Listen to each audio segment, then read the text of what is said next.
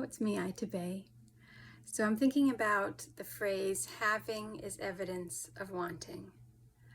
That phrase was introduced to me by Carolyn Elliot in her book, Existential Kink.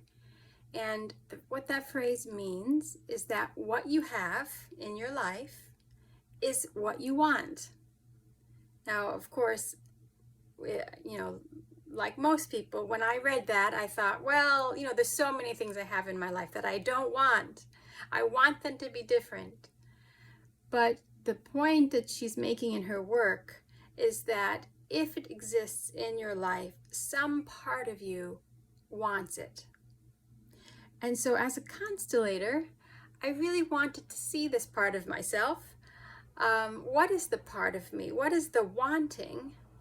What is the unconscious desire that has given rise to this current situation that I'm unhappy with, that I say that I don't want, that in fact I have an intention to be different? The very first time I set this up, I was surprised. I asked for I was working with two friends of mine, and I had one person represent my conscious intention, and one person represent my unconscious desire, the part of me that's given rise to my current situation. And my unconscious desire ended up showing up as a very judgmental, almost militaristic aspect of myself.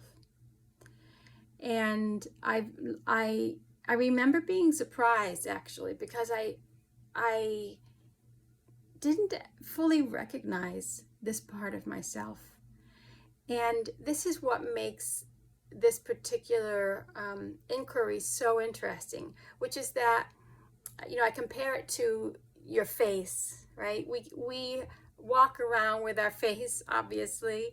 We look through these eyes, but we can't see our own face until we get a mirror, something to reflect it back to us. And if you can imagine living in a time before mirrors, before reflections were widely available, if you were able to see yourself, it might be a surprise to yourself to see, oh, this is what I look like. So the kind of unconscious desire that you get to see when you do this kind of question, when you inquire into what is the unconscious, what is the wanting that's given rise to what I currently have, it will be kind of like that. It will be so familiar that you can't see it until it gets reflected back to you. And so in my case, once I saw this judgmental, militaristic part of myself, I started to recognize how that part operates as my kind of mental space.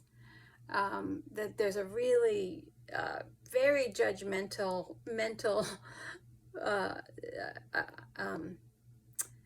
quality of mine that I used to occupy and continues to occupy to some degree a really significant part of my mind.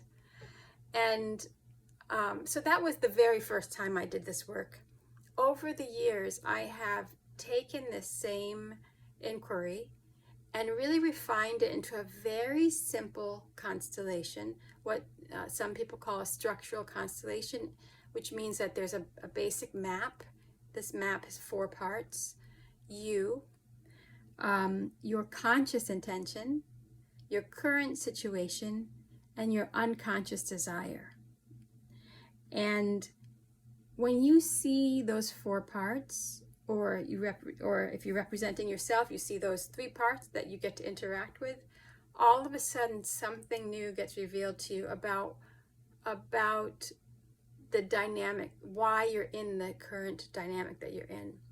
So for example, I've worked with people using this constellation setup, looking at a partnership. One person asked a question about why are they not in the relationship that they long for. And what showed up in that case was something in the ancestral field. And so that was a very specific, we got to move into a very specific family constellation. Oh, another person actually asked a similar question about relationships, and in that case, what showed up was about self-love.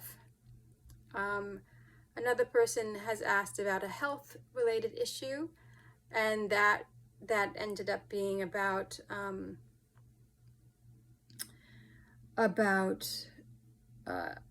childhood trauma, in particular, the part of the self, of the child self, who has felt abandoned. Another person went in really just wanting more information about a particular situation that they didn't understand in their life. And at the end of that constellation, using these 4 elements, what showed up for them was, see if I can remember it. It was about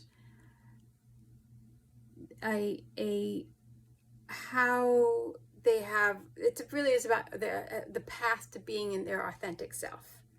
And one aspect, how the 3 parts of themselves, you could say mind, body, and spirit, were kind of not working together and not in alignment. And so for this person, it became a question of, how do I bring these parts into alignment so I can really embody and move forward in an authentic way in my life.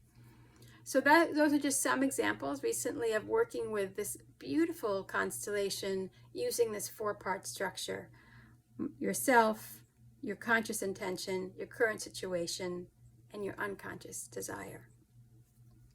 I will be giving workshops on this particular structure regularly, just because it's become so valuable.